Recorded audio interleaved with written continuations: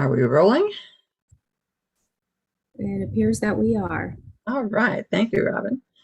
Well, good evening, everyone. We hope some more of our folks join in here in a little bit. We all have our own little squares up there on the screen, and so I guess it's welcome to Hollywood Squares. But we're glad that all of you are with us again tonight. I think it's time for us to go on into our agenda. So, Robin, maybe we have roll call, please. Madam Chair, if I could interrupt. Yes. Robin, could you promote Mr. Rubis and Mr. Hensick? I have been trying to promote Mr. Hensick for the last couple of minutes Okay. here, so I think there may be a glitch. There's Jim. Well, with Mr. Rubis, we now have a quorum, so. That's good. I will go ahead and take roll. Commissioner Hensick is here according to our attendees list. Vice Chair Stevens, Present. Secretary Scott, Commissioner Hammond, Here. Commissioner Roughton, Commissioner Bockert, Here. Commissioner Rubis, Here. Alternate Adams, Alternate Quarterneck, Commission Liaison Broyles, Here. Council Liaison Nian, Here. and Council Liaison Jaxie. Here. All right, we have quorum. Very good. It's great to have a quorum. With the holidays behind us and back on our regular schedule, it kind of gets us moving again, and that's always very good. Although we always love to be with our family and friends during any of the holidays. Our agenda looks pretty full, and so I think we need to get rolling. We have two sets of minutes to address this evening. We'll start out with the one from our commission meeting on December the 2nd. Does anyone have any concerns with the minutes as they were distributed?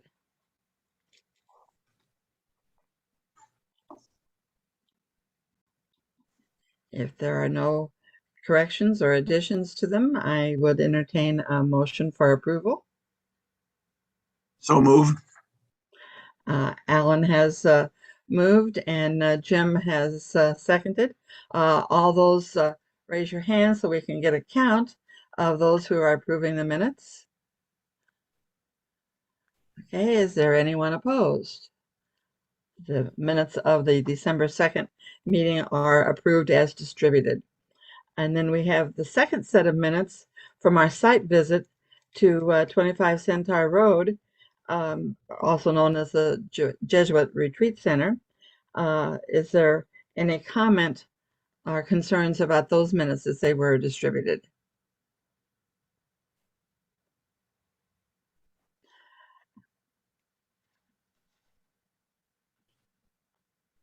Jim, were you saying something? I said I move we can accept those meetings.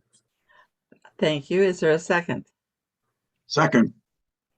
It's been moved and seconded that we accept the minutes as distributed. All those in favor, raise your hand, please. Anyone opposed? Okay, second set of minutes are approved as distributed. Thank you. So do we have any public comment this evening?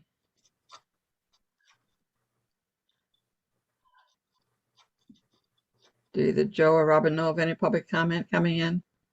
Madam Chair, we have two attendees at tonight's Zoom meeting. One is Chris Chavetta, who hosted us out at the Jesuit facility. And Okay. as Ms. Keefe mentioned, I think Mr. Hensick is kind of in the twilight zone right now.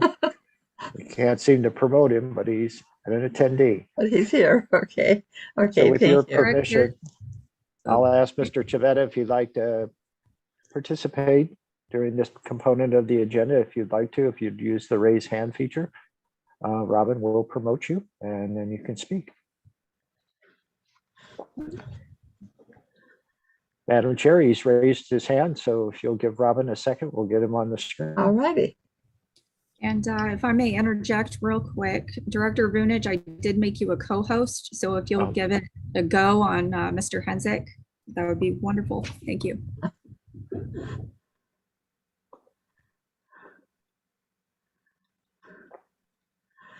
Okay.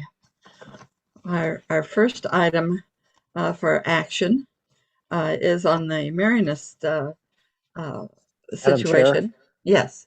I think Mr. Chivetta wanted to participate during the Okay. public comment. Okay. Mr. Chivetta?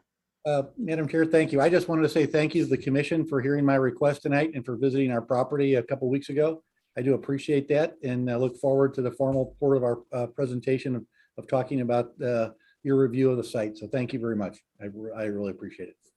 Well, thank you very much. Anyone else? Okay, as I say, we'll start out with the Marianist province requesting to be removed from Wildwood's Historic Registry. Robin or Joe, do you have any comments on this situation to start us off with? Well, Madam Chair, we were going to have a representative with us this evening representing the Marianist property. I don't know if we might want to give them a few minutes.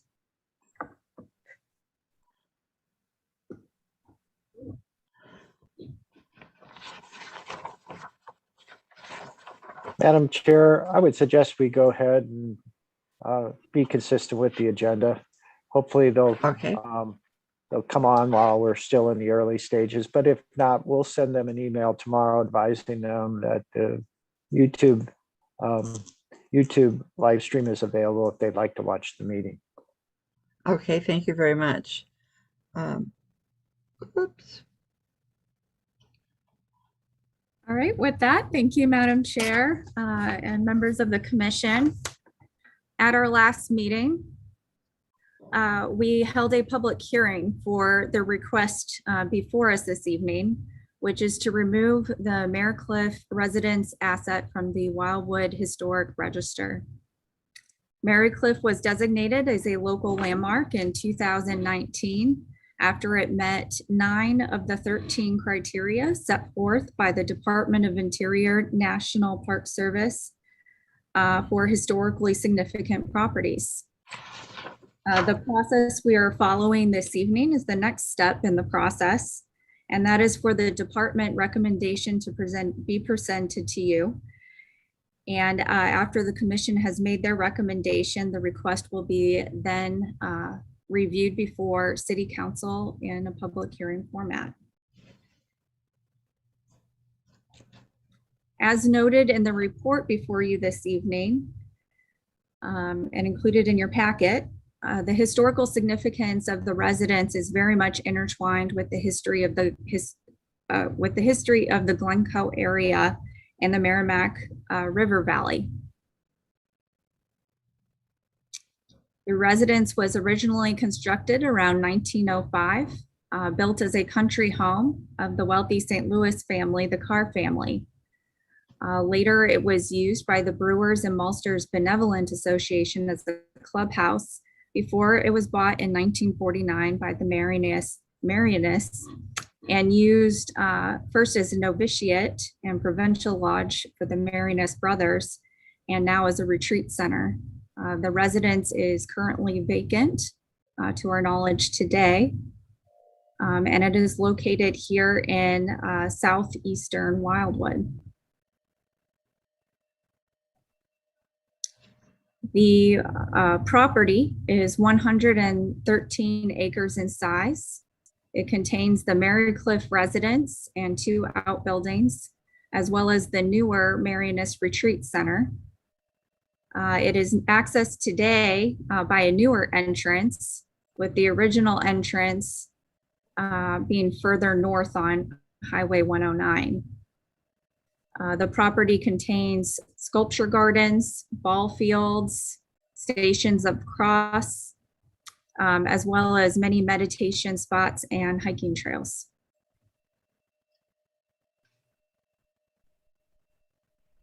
The residence itself is significant in its architecture and construction, having been constructed with native stone from the area, cedar shingles, and materials from around the globe. You're currently looking at its front elevation on its northern side. And this is a view of its western and southern elevations. And this is its southern elevation. And here you can really see those cedar shingles. The eastern elevation, and this is where you can really see that stone.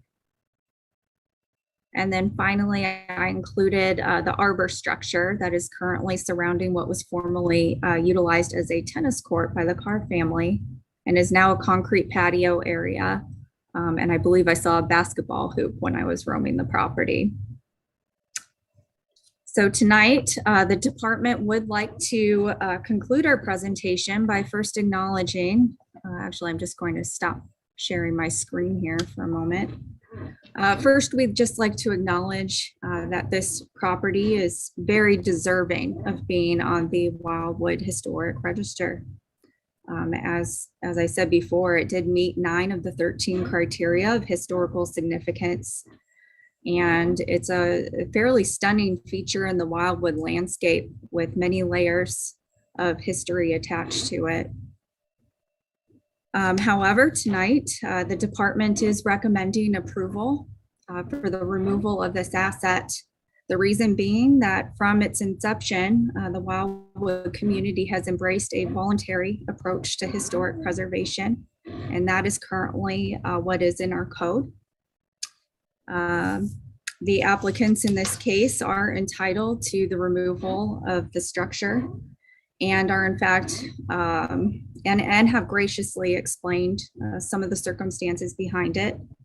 They are longstanding members of the Wildwood community, and they have been good neighbors to us, having donated an easement to extend our greenway in the Glencoe area. This recommendation does not prevent the asset's addition to the Wildwood Historic Register if circumstances would allow it in the future. So with that, the department concludes our presentation this evening. Director Vunich, do you have any words you would like to add? Ms. Keefe, I think you did a fine job of kind of explaining the significance of the asset as well as the department's role in its recommendation to the commission. I would just say that the regulations for this particular commission and the historic preservation and restoration process in the city allows for a petitioner to ask that an asset be removed from the register. It is part of the code. And in this case, the department will always support the code. So thank you. And as Ms. Keefe mentioned, we're available for any questions or comments regarding the report. Chris, do you have a question? Yes, I guess so.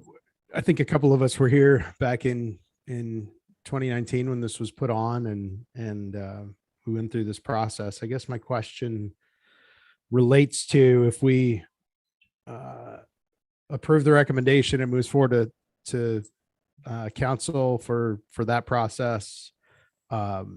When they go to make additional changes to the property, do they still have to go through an architectural review process? And would we still be brought into the discussion around any particular changes based on just the age of the property, even though it's not on the registry anymore? With Ms. Keefe's permission, I'll try to tackle at least part of the questions. First and foremost, let's play out the worst case scenario. If in the event the Marinus province decides that the asset needs to be removed, the Historic Preservation Commission has a significant role, just as we did with the Jesuit site visit and tonight's discussion. If the Marinus province chooses to take a wait and see approach and not do anything, then obviously we're on hold with them. However, if they are intending to do something with it in terms of a renovation, etc., yes, the Historic Preservation Commission, the Architectural Review Board, and potentially the Planning and Zoning Commission will be involved. So there's a lot of different scenarios, but at the end of the day, we are a partner in some regards with the Marinas province. We're here to assist them as best we can. And certainly we have confidence that they will recognize the significance of the asset because they've said that, and they're going to take a very thoughtful and prudent approach toward its ultimate future. So could I extend your worst case scenario to it gets removed and they do nothing and they let it deteriorate to the point where it's not savable at all? Then, I mean, to me, that is likely worst case scenario where it just isn't maintained, isn't taken care of, and allowed to further become an issue that is beyond restoration in the future. Well, certainly that is a practice of some property owners of assets, organizations that demolition by neglect. But as you know, it is also a retreat center. It's an active retreat center. And over any given week, there are many, many people visiting the property, participating in retreats and benefiting from the character of the land, the beauty of the area. So I would be very surprised if they took that approach in that, because it would certainly weigh on their primary mission now, which is to provide retreats. Director Vunich, I do believe that the applicant representative is here with us now. Well, we'll go ahead and promote the gentleman, and thank you for letting me.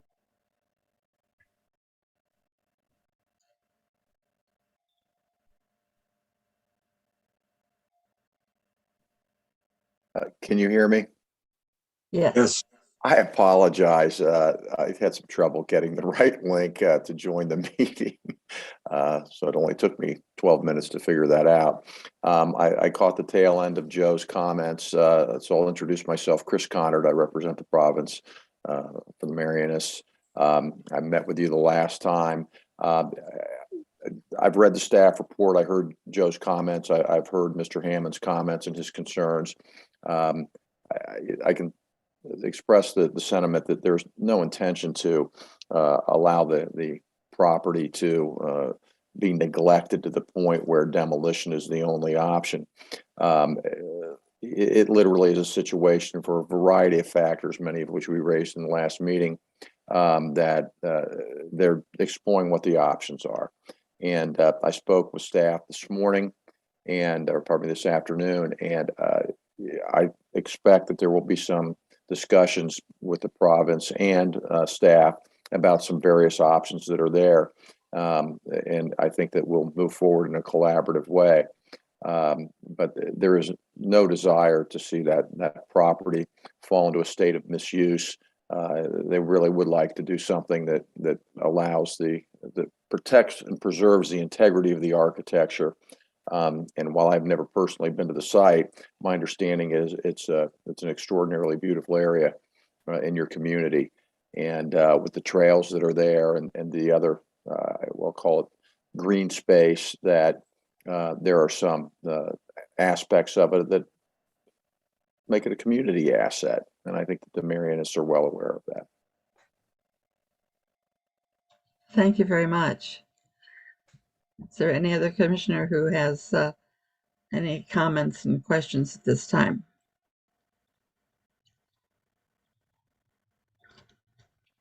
Madam Chair, if there are no further comments or questions from the commission members, the department would respectfully request a motion supporting its recommendation on this matter. Okay. May I have a motion for Chris? I so move. Is there a second? Jim seconds. Any other comments or questions? Ready for a vote at this time? All those in favor of the motion, please raise your hand so we can see who all is voting. Is there anyone opposed?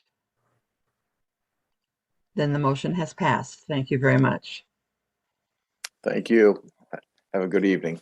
You too.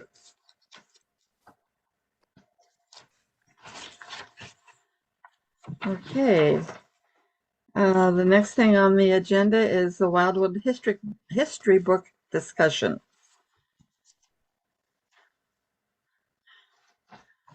Um,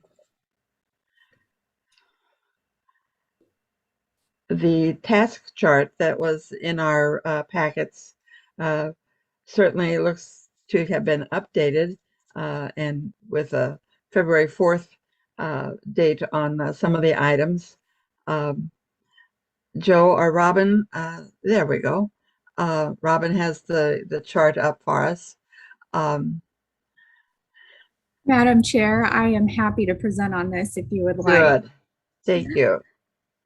All right. So at our October meeting, as you know, the commission directed Ms. Von Gruben to do some additional work on the book. And since then, she has responded fairly promptly with an updated version of Chapter 5, an updated version of Chapter 6, and she has also enlisted the department's help in updating our timeline, our city map, and conducting some research on some additional photographs for the book. So a lot of work has been completed since our October meeting. And I have included the revised versions of Chapter 5 and Chapter 6 in your packet tonight, as well as the updated timeline. In recognition of the amount of text that was provided to you within a few days of this meeting, we have requested respectfully that you complete a thorough review of the material by next Friday, which is February 4th. That will give me time to then conference with Ms. Von Gruben, and then we can direct her as to next steps based on both department comments and commission comments. The department would like to present some recommendations to you based on our review of the material, and then respectfully ask your action on those recommendations this evening. And I'll start with the incorporation chapter. Our main recommendation with that one was just to reorder those first 3 paragraphs. We felt that it read better if we just moved that first paragraph to the 3rd spot. And Yes, I agree. Yep, it just added to the flow. Then moving on to Chapter 5, we did request additional content to the COVID-19 business section, which I included in the memo before you. In looking at the COVID-19 content, there was obviously a great deal of it, and it was all very relevant to the last couple of years in Wildwood's history. However, in taking that amount of information right at the end of our book, the department had some concerns about, I guess, ending Wildwood's history on, I don't want to say a sour note, but it was quite a lot about COVID-19 right at the end of the book. So our main recommendations around that is to reorganize the content a little bit, focus on community resiliency towards the end of it, instead of in the beginning or middle of it. Maybe shorten it a little bit, condense it, and then thoroughly address it. I believe that Ms. Von Gruben was taking a very cautious approach to the material.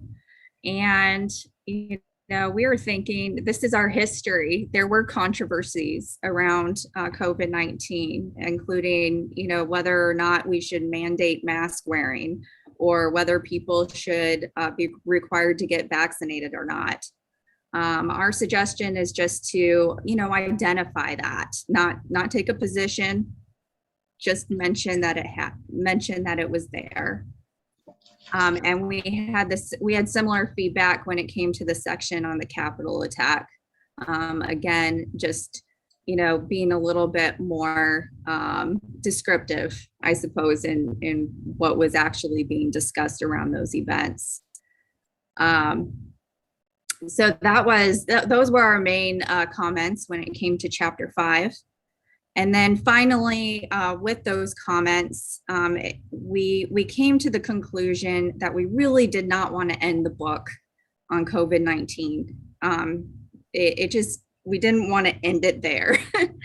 So we're suggesting that perhaps we have a couple pages at the end that serves as an epilogue to the city of Wildwood that maybe leaves us with an inspiring message, hope for the future, discusses future projects, very much like in our time capsule where we ended with the future Wildwood and we had the village green and we had this, wonderful statement from our planning and zoning commission on Wildwood's vision. So that was our thinking behind an epilogue. So included in your packet tonight, and here I will stop share. Well, I suppose before we move on to next steps in timeline, I will go ahead and put that back up there. And we can now just discuss how you feel about the department comments and if you have any of your own to include. And we just respectfully ask that you give us the green light if you do support them. Thank you. Okay. I think the things that the department has put before us are very thought-provoking and should be very well taken. We want to be positive on things. We don't want to be negative. And I think you're accomplishing that by the suggestions that you have made. Anyone else have any comments? I agree. Chris? I saw your thumbs up there. Thank you. Agree, and you certainly have my green light. Very good. It's always good to have a green light on things. Yeah, I agree. I think being positive. Someone else was saying something. Kurt, was that you? It was me. I'm sorry. Yeah, I agree with the direction also. Do we want to take motion on things as we go, or do we want a one at the end? What's the best way to do this? Excuse me, Jim. Yeah. I guess I would echo everybody's comments here, except for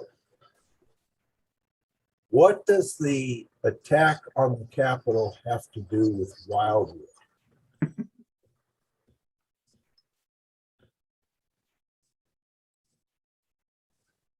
I think I would say it was the history of us during this time. I mean, between the pandemic and that, I think those are the two biggest news items in history items that have gone on.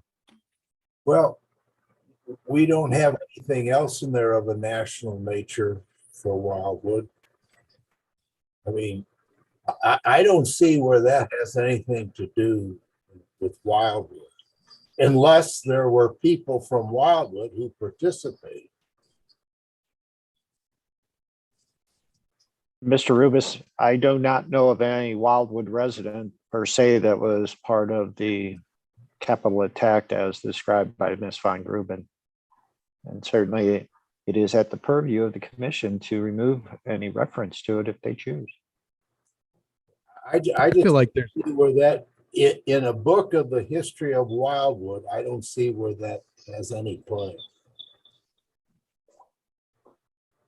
Yeah, there's bits of history, national history and state history throughout the book. I mean, even the call out for Bush being the assassination attempt in the beginning of chapter 5. So I feel like it's not that we don't cover it. It's not like we don't cover other national topics.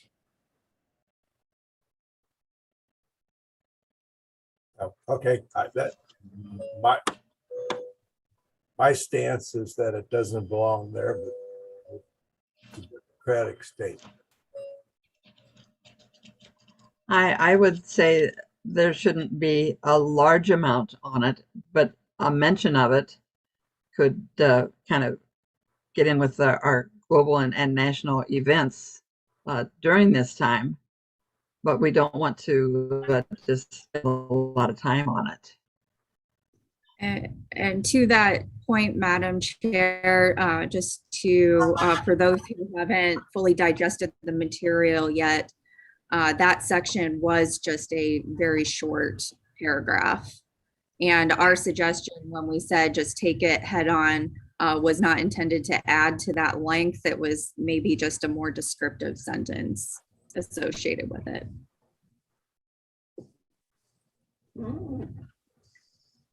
Do we want to get our other comments on this, and maybe some of the ones who are not here tonight, to have their comments come to you before next Friday for a decision? I'm sorry, what are you asking for us to make a decision after next Friday? Well, you said you wanted comments from people by next Friday on these things. Do we want? Yes, I think what we would like is some additional comments from you by next Friday that will help shape our direction for Ms. Von Gruben. But I think tonight, especially given that I'm hearing some different ideas of what should be included in terms of our department recommendations, I think we are seeking just, I guess we're seeking the green light on what we have recommended in addition to what you might provide us over the next week. Is there a motion to give them guidance on their further work on this? Madam Chair, if I could, please. Yes, please. Obviously, there didn't seem to be any, let me rephrase that. It appears to be consensus on the reorder of the incorporation chapter.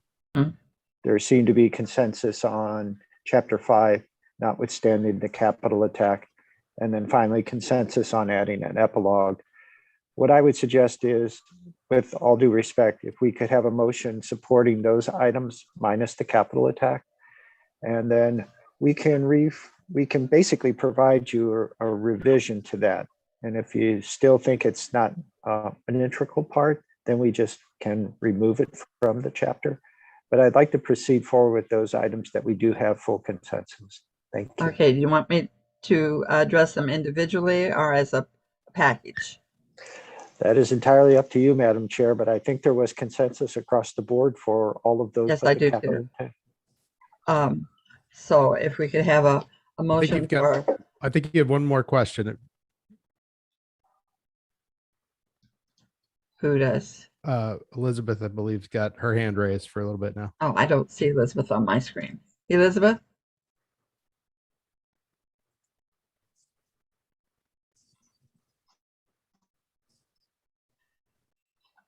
Elizabeth, you're muted. We can't hear you. Sorry about that. You're muted, Elizabeth. Madam Chair, please let me know if you feel that I'm out of order. We also had some dilemmas in Wildwood in our schools about race theory.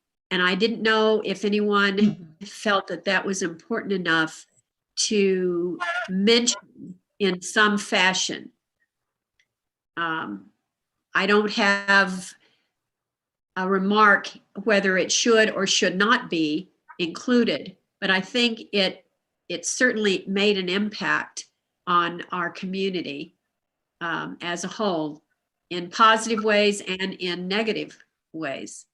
So that just throwing that out as a comment to share. Anyone else have a comment on that Elizabeth has brought up?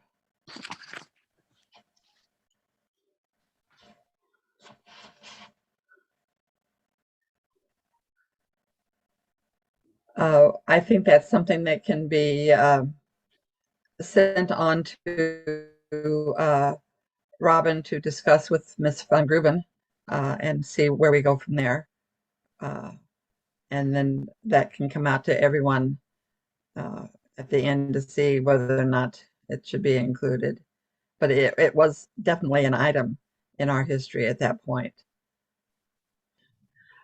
since there has been a consensus on the reorganization of the one section, and the only section that is questionable is that on the capital attacks, and now what Elizabeth has brought up. May I have a motion that we give the green light to the department to go forward with all of those and get back to us on the capital attack and the school situation? So move. Alan has moved. I'll second Is there a it. second? Jim has seconded. All those in favor, please raise your hand so we can see that you're voting. Okay, anyone opposed? Alan has his hand up. And Chris has his. So we are kind of half and half. Madam Chair, can we do a roll call, please? Yes. Thank you. Can we restate what the motion is? With the The chair, motion is, go ahead, Joe. no, please. The motion was to give the green light to the department on each of those items that there was a consensus on, withholding the one on the capital attack and the school situation, for that to have more information to come to us. Okay. Okay, Robin, roll call, please. Commissioner Hensick, In favor of the motion. Acting Chair Stevens, In favor? Commissioner Hammond, Opposed? Commissioner Bockert, In favor. Commissioner Rubis. In favor? Okay, motion passes. Okay, it has passed. Thank you. And we'll look forward to seeing what you develop on the capital situation and the school situation with Ms. Van Gruben. Is there anything else on the? Yes. Can I ask for clarity as to what we would like to see on those two items? Because I'm of the opinion that there's no need to change what's there, and I don't believe that the critical race theory topic merits any discussion in this book. So I guess what we're asking for Ms. Van Gruben to return with is what I'm asking. What are we looking for?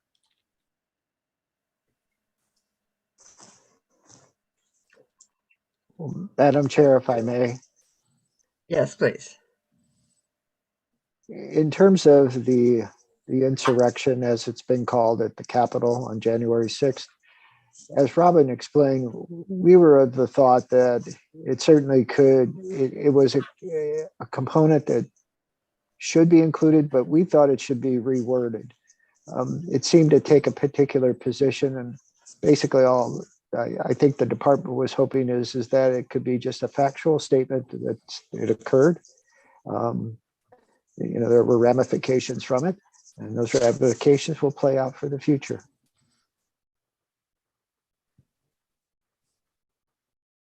That answer your question, Chris?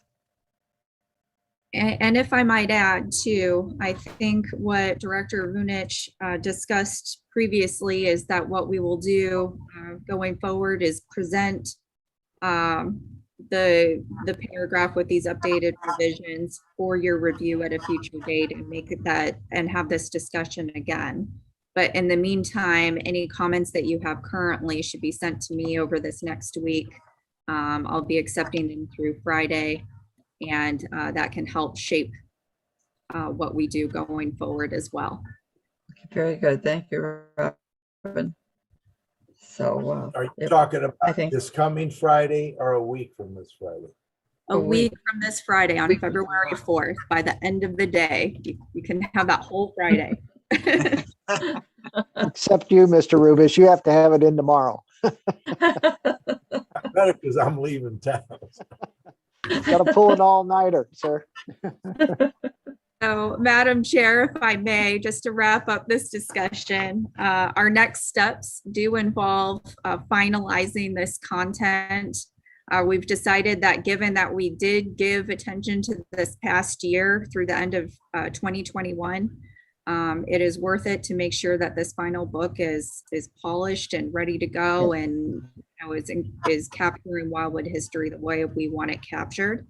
However, we are still mindful of our timeline to get it published this year. Our optimistic launch date would be Independence Day. Probably more realistically, we're looking at Celebrate Wildwood. Do But we there have a are date some, for that one? that would be at the end of September. But there are some steps to take between now and then. And especially with these revisions and some of the additional content we're requesting, we need to give time to Ms. Von Gruben to do that additional content and to make those updates. And then from there, it goes on to our book designer, and she spends some time with it, formatting all of the final materials into the polished version of our book. And then finally, the department continues to recommend that we do send the book out in its final form to an editor before we launch it to the public. So that would be an additional step. Thank you very much. And So, Madam yes, One last thing, Madam Chair. As we go through those steps and there are iterations and changes, the Historic Preservation Commission will have an opportunity to review those. So Yeah. there's still ownership of the items. It's just as we go through those steps, we'll hopefully improve it, and you'll find that to be the case as well. okay, very good. Thank you. We appreciate that. So, anything else on the history book? It's exciting to see that we're coming up to the final stages of it, and it's been a long time coming, and been a lot of work put into it. It's going to be very worthwhile. So if there's nothing else on the history book, how about the update on the work program?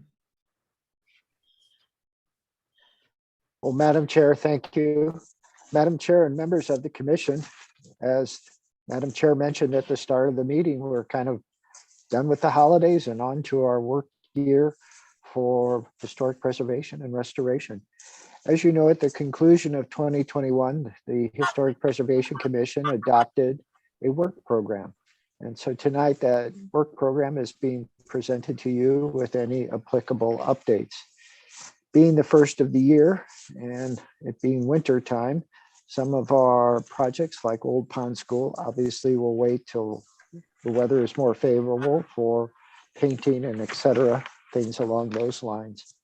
I think out of all of them, I just want to highlight just a couple. And one of those is the Route 66 Roadside Park. As the commission members will recall, we spent a great deal of time in 2021 going through an interview process for consultants, selecting a consultant, and then ultimately negotiating a contract. Robin and I will be meeting with SWT Design, the selected contractor for that project, in early February. And then at the meeting in February, we're going to reintroduce you to that team, and we'll have some information for you. So that's a highlight of our February meeting. But we'll be getting started here this year. And thanks to Ms. Nyan and Mr. Jaxie, through their efforts, we were able to fund this this master plan process. And so we're very excited about it as well. And then just to kind of advise you of something, the Orville Historic Community Marker, much to my surprise when I visited there after Ms. Stevens went by, it was in the wrong location. So Mr. Gailey is going to relocate it to the appropriate place, and then we'll add the parking pad. So my apologies, I gave him, I thought, a clear map, but those things happen. And so we're going to go down and make it a little easier for him to find the location you all chose for the marker itself. So thank you. with that, I'll just conclude. And if there's any questions regarding any of the items Robin and I prepared as part of the work program items descriptions, we'll be glad to answer them at this time. And thank you as always. Chris. Yes, question about item number 8. So the Essen log cabin. Council set aside funds for the 2023 capital improvement program. So can I get a brief explanation on what that means? So that mean we're planning to be able to do it next year, nothing this year? Well, Mr. Hammond, like most things, you've got to build a good foundation before you start the house. And so I see 2022 as us making a lot of major decisions that ultimately will have to work its way through a litany of reviews, whether it be Architectural Review Board, this commission, the Planning and Zoning Commission, and obviously City Council. So as you know, we talked a lot about in past years about location. So we'll have to figure that out. And then we also need to finalize those bid specifications and drawings so that we can bid the work. And so I see 2022 as a lot of like paperwork, soft costs. And then with, again, the support of City Council, we have money set aside in 2023 for the actual reconstruction and restoration. Okay, perfect. That's a great explanation. So it allows us to hopefully move forward, make a decision on where it goes, what the bid process and requirements are going to look like, and then essentially say, let's try to get all that done so that come 2023, we actually have the money to pay someone to do it and not start the process at that point and then push it out another 12 months. Okay, thank you. It's always good to do the pre-planning. Well said, Madam. Are there any other things on the work program? We have a lot of work out there for us to be doing, and it's exciting that we're moving forward. So we're ready to move on then to new business, which there is nothing to deal with this evening. So we go to the review of the proposed zoning regarding the former Coleman property, 25 Centaur Road. So there were several of us on the site visit. It was very interesting, and it's indeed historic, but we have some decisions to make as well. Madam Chair, I do have a presentation this evening, Thank you. if you would like. Yes, please. All right. Thank you, Madam Chair and members of the board. Last January, or well, this January, on the 14th, on a Friday, a group of us went out to 25 Centaur Road to tour the property that was just recently formally owned by the Jesuit order, and this was used as their retreat house. Prior to that, it was built around 1860, and it was known then as the Coleman Residence or Coleman House, which was a family that owned quite a bit of land in that area. As you'll see in some of the pictures, and I didn't put a lot because I just focused on the highlights of our tour. But this house has been added onto quite a few times throughout the years. And so the house you see before you today was certainly not the house that was present in the 1800s. The request this evening is for demolition of the retreat center, as well as some accessory structures, which we will tour in pictures. And I will come back to the plan towards the end of my presentation. So our first room of the retreat center, which was the main residence on the property, was actually the basement. We went in through the kitchen area and Mr. Chavetta was kind enough to give us an idea of what he was planning for the property. And then we very carefully made our way down the stairs to this area. And the highlight of it was probably this stonework, or the stone construction of it. And then we made our way back upstairs where we saw many rooms of this style, as well as some of the more recent additions. Perhaps the most architecturally significant or interesting room was this common area on the second floor with wood beam ceilings, a wood stove, and some architectural features.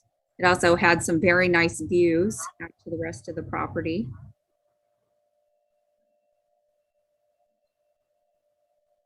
The owner indicated to us at this time that some of these features might be repurposed for some of his future projects. And then we made our way to some of these accessory structures. Straight in front of us is the maintenance shed, the guest house or guest cottage, and the well house. To the left of me in this photo is the swimming pool and related structures. But first we decided to tour the guest cottage, which unfortunately had some mold issues attached to it. But I did notice some nice built-ins. This was the kitchen. And then perhaps the room that got the most oohs and ahs was the sunroom in terms of character. Next, we made our way over to the well house.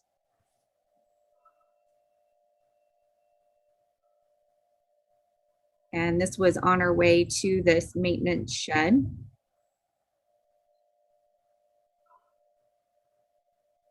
And this is the inside of that. It did have some interesting features to it, including this tool storage area. And I'm sure Mr. Shavetta will do this more justice than I can. It did look to us like at one point there may have been a chicken coop. This is just pure speculation because of these windows. And that was the maintenance shed. This is the bathhouse on property.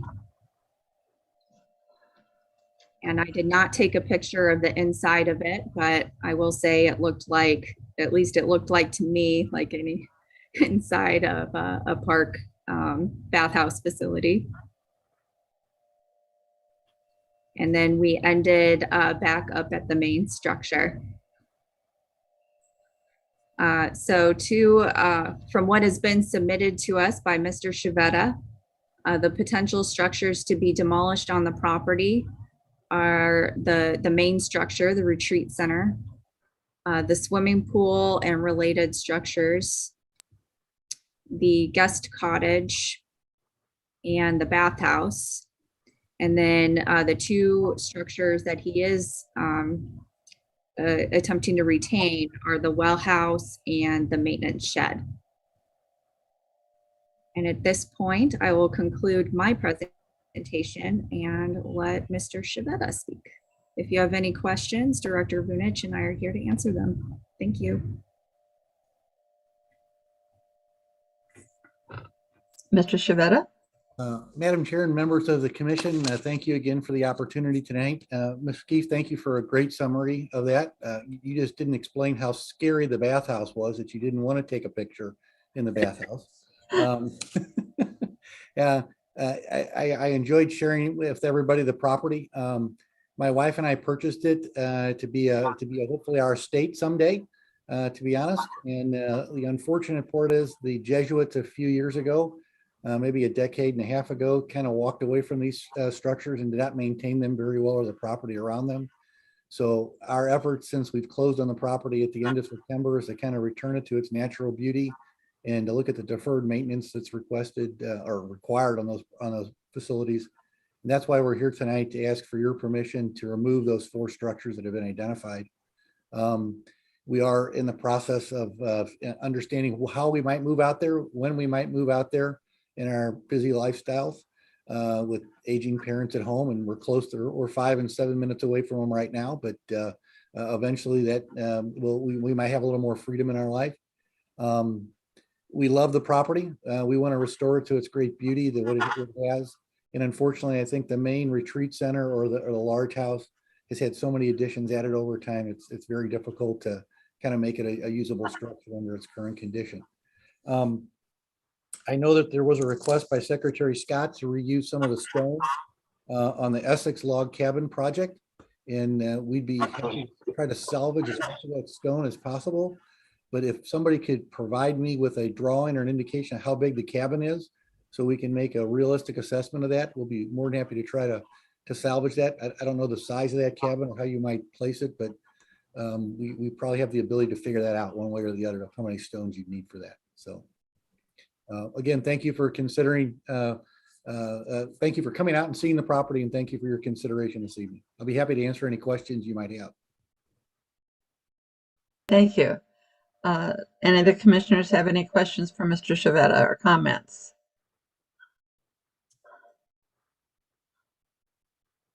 I remember Mr. Scott mentioning when we were there that the main thing he saw that could be salvaged would be the stones that could be used in the foundation of the Essen log cabin. And so we'll see what we can do to get you the information that you are requesting. Okay. I'll throw in the free plumbing fixture from the bathhouse if you like. You never know, it might come in handy somewhere. Absolutely. The ladies, There, has yeah, the Jim. bathroom in the city hall been taken care of?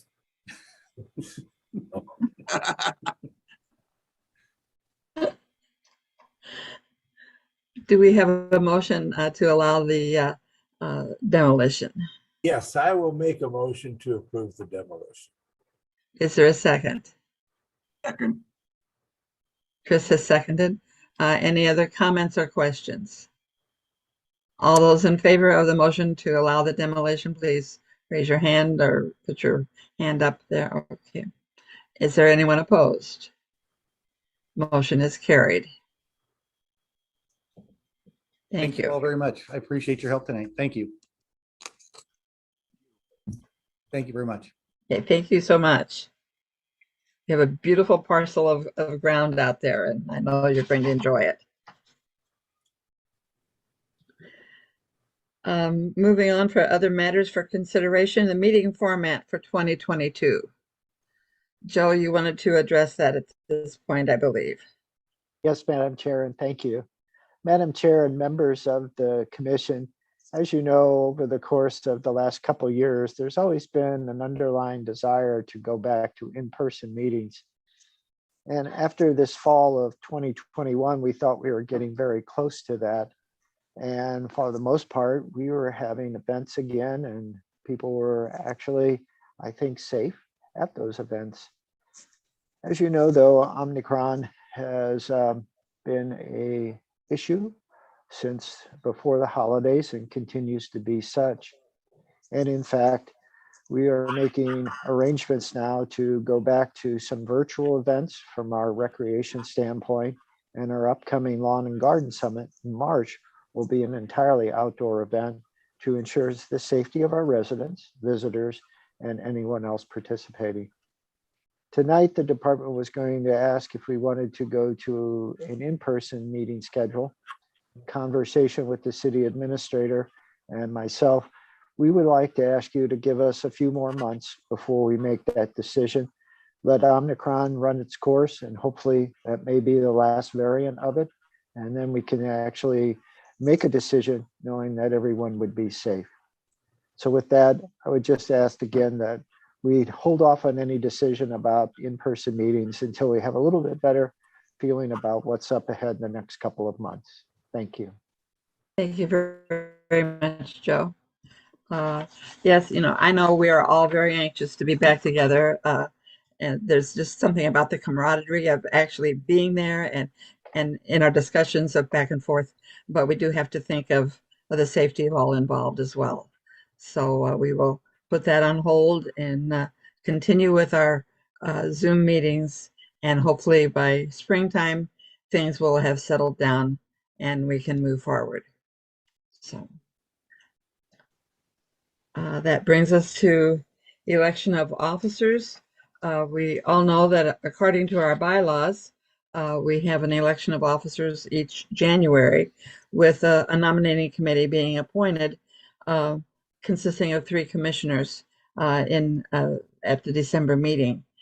We have abided by those bylaws when Steve Scott, Kurt Hensick, and Alan Bachert were appointed as the nominating committee. Does the nominating committee want to make their suggestion for the slate of officers for 2022? See, Mr. Scott is not here. Alan, would you like to give the report of the committee? I prefer that Kurt do it if he's Okay. willing to. Sure. You're muted, Kurt. I said you'd have to refresh my memory of what we decided. Who we decided on. That was like, a couple weeks ago. So I'm sorry, I can't. Well, go my through it. face is red, but I will do it. Okay. The committee suggestion is that Jan Stevens take over the office of the chairmanship, and that Mr. Scott take the vice chairmanship, and that I take the secretary position. Okay, thank you. Are there any comments or questions from the commissioners on this proposed slate of officers? And Madam Chair, before we ask for a motion, under our bylaws, there can be nominations from the floor tonight. If there Right. are others that would be interested in any of the 3 officer positions. But if not, if the slate of candidates as recommended by the nominating committee is acceptable, the department would ask for a motion, second, and voice vote. Chris? I have a question. So we don't necessarily get into the same position we were last year. Are any of those 3 individuals' terms over and they're at their term limits? Or will they be in the next 12 months?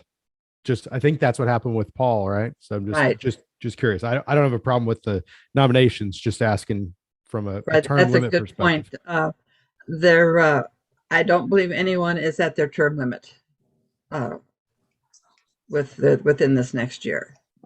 There will be some up for reappointment, but they are not at the term limit like Paul was.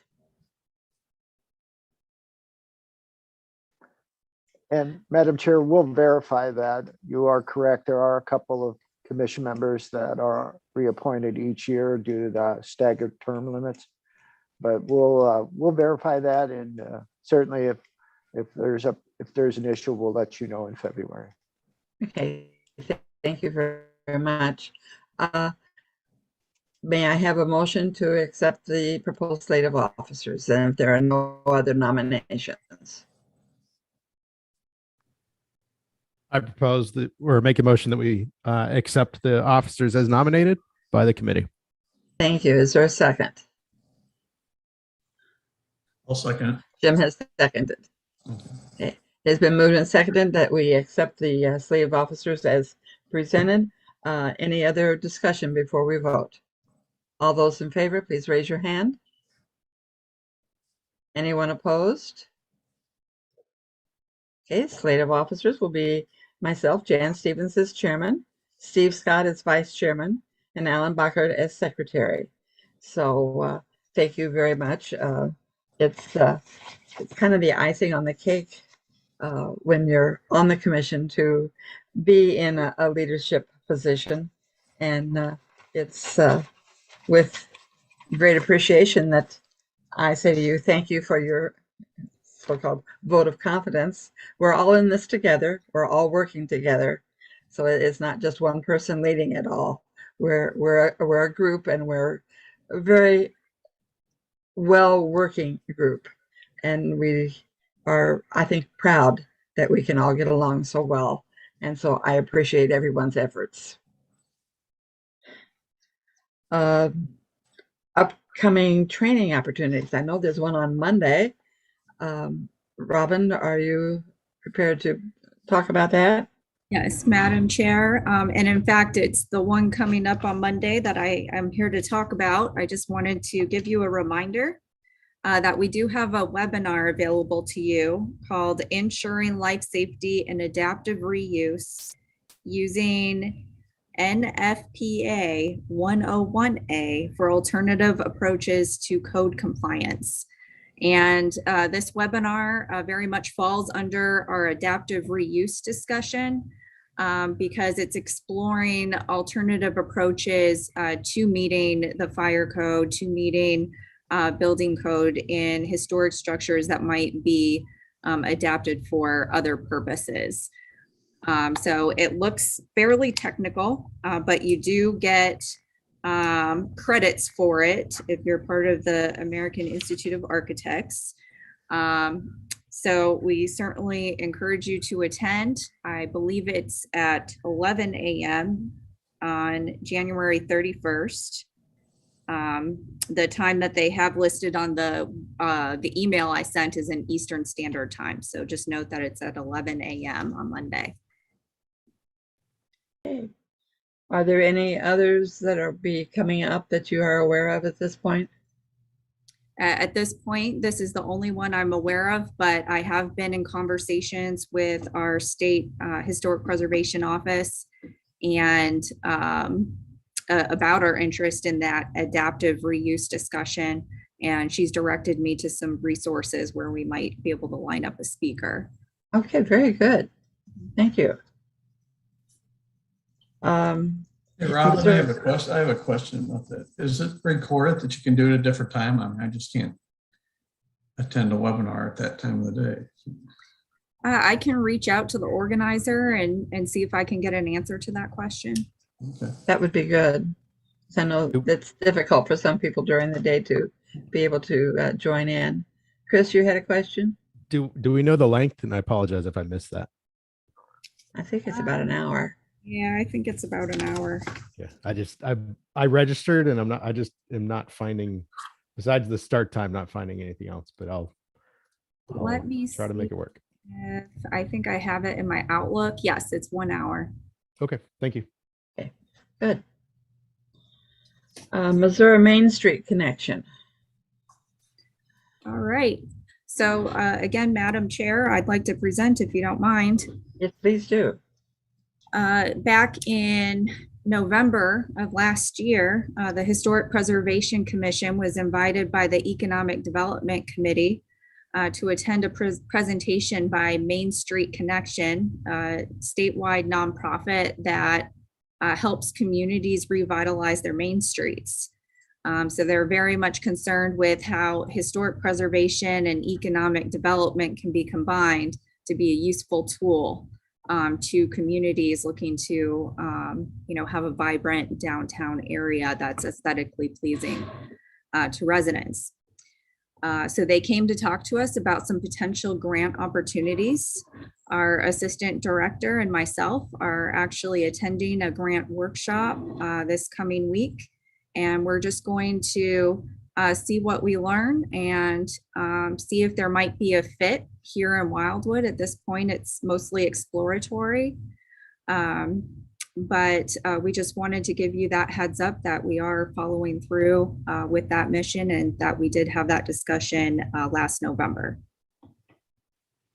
Thank you very much. Any other questions? There's always something going on and it's always very exciting. So we just keep moving forward.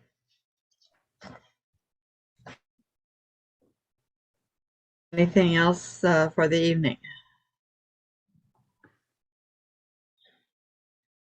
So, well, our next meeting will be February the 24th via Zoom. And remember that you have homework assignment due to Robin next Friday afternoon. To send her any comments on the history book situation.